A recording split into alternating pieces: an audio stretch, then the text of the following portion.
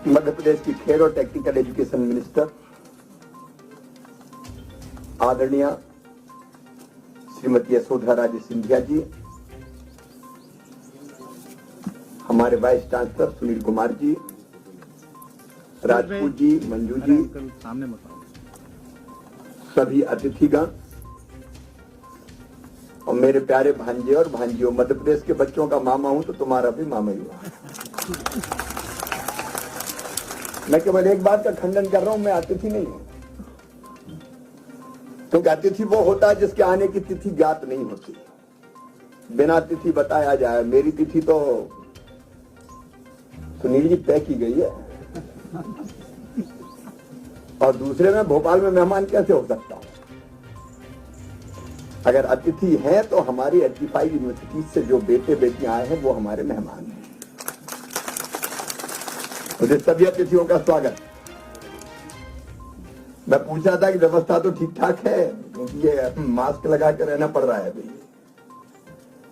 तो मुझे बताया सुनील जी ने कि इन हाउस ही सारी व्यवस्था है। मेरे प्रिय बेटा बेटियों, आज पढ़ाई की नहीं खेल की बात करूंगा। खेल के बिना जीवन अधूरा है, या मैं ये कहूं कि जिंदगी भी एक खेल है। और अगर खेल की भावना से जिए तो आनंद कई गुना ज्यादा बढ़ जाता है। शिक्षा में भी अगर देखें हम,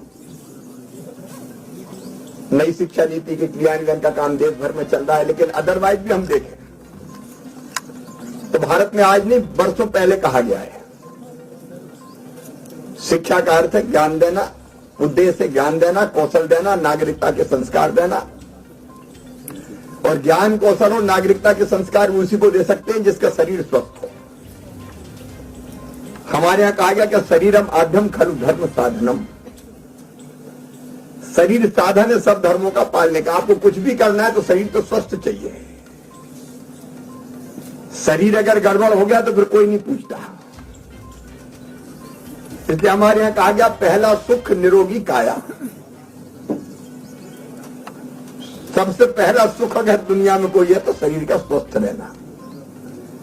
ये पढ़ाई जरूरी है, लेकिन पढ़ाई में भी खेल जरूरी है।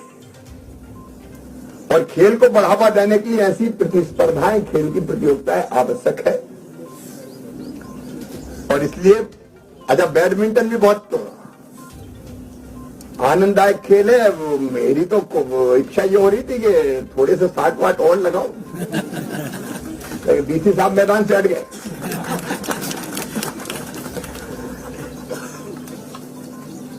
हमको पढ़ने के साथ साथ स्वस्थ रहने के लिए खेलना भी है।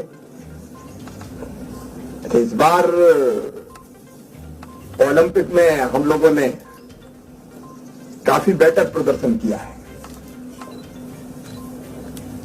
मध्य प्रदेश का भी स्तर में भी काफी सुधरा है, उस पर मैं बात नहीं करूंगा।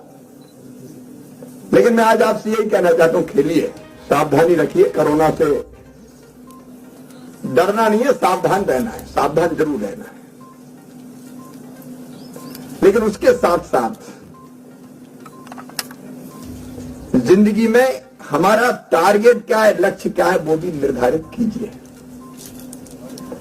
मैं केवल एक ही बात कहता हूं, आप युवा हैं सब, और स्वामी विवेकानंद जी कहते थे तुम केवल 3.5 हाथ के हाड़ मास के पुतले नहीं हो, ईश्वर के अंशो, अमृत के पुत्रो, अनंत शक्तियों के भंडारो, अमर आनंद के भागियो। दुनिया में कोई काम ऐसा नहीं कि जो तुम ना कर सको। अगर हम लक्ष्य तय करके उसको प्राप्त करने का रोड मैप बनाते हैं और प्राप्त करने के लिए कड़ा परिश्रम करते हैं तो सफलता मिलना अवश्यम भावी है। दुनिया में कोई काम ऐसा नहीं कि जो तुम ना कर सको। अगर मनुष्य चाहे तो ब्रह्मांड पर भी कमांड कर सकता है। जिनने चाहा उनने करके दिखाया है। अगर हम कुछ बड़ा करने का ठाने, एक बात रोजगार की अभी आई, टेक्निकल एजुकेशन का तो मुख्य उद्देश्य कौशल उन्नयन है।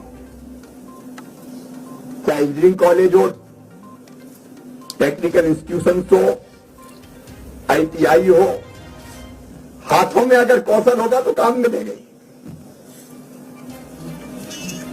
काम की कमी नहीं है, कई बार कुशलता से करने वालों की कमी है,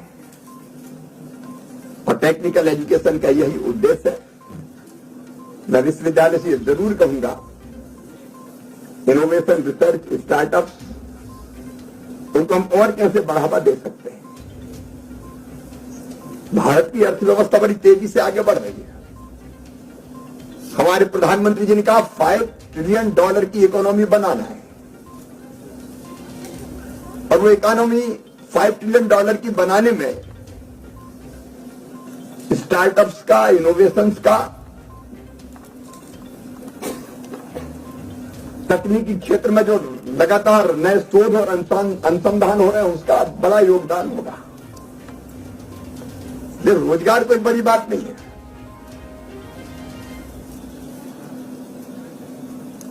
समस्या सबसे बड़ी जरूर है। उसके लिए भी मध्य प्रदेश जैसे राज्यों में, देश में भी कई कदम उठाए जा रहे हैं। आज मैं उस पर विस्तार से बोलूं कि हम ये कर रहे हैं, उसकी आवश्यकता नहीं है। आज तो दृढ़ संकल्पित होकर बड़ा लक्ष्य तय करके उसको प्राप्त करने बढ़े चलो, क्योंकि आप बढ़ोगे तो देश बढ़ेगा, प्रदेश बढ़ेगा। और एक बात मैं कहना चाहता हूं, स्वामी विवेकानंद जी ने कभी कहा था कि सुदीर्घ रजनी समाप्त हुई जान पड़ती है, महानिशा का अंत निकट है। जो अंधे हैं वो देख नहीं सकते, जो बहरे हैं वो सुन नहीं सकते, लेकिन मैं स्पष्ट रूप से देख रहा हूं कि भारत माता एक बार फिर आंखें खोल रही है और विश्व गुरु के पद पर अधिष्ठित हो रही है। ये 21वीं शताब्दी भारत की होगी, नोट कर लेना, 21वीं शताब्दी भारत की होगी। और हम तेजी से आज आगे बढ़ते जा रहे हैं,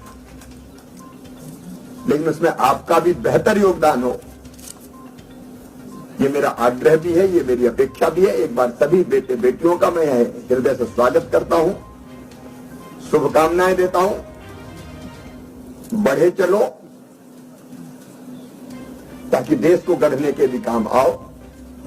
बहुत बहुत धन्यवाद, नमस्कार। जो आपने इंडोर स्पोर्ट्स का आपका जो बना है बहुत सुंदर है, बाहर भी जगह काफी, तो ओपन भी और इंडोर भी। तो बच्चों से भी मैं ये कहता हूं कि पढ़े भी और खूब खेले भी।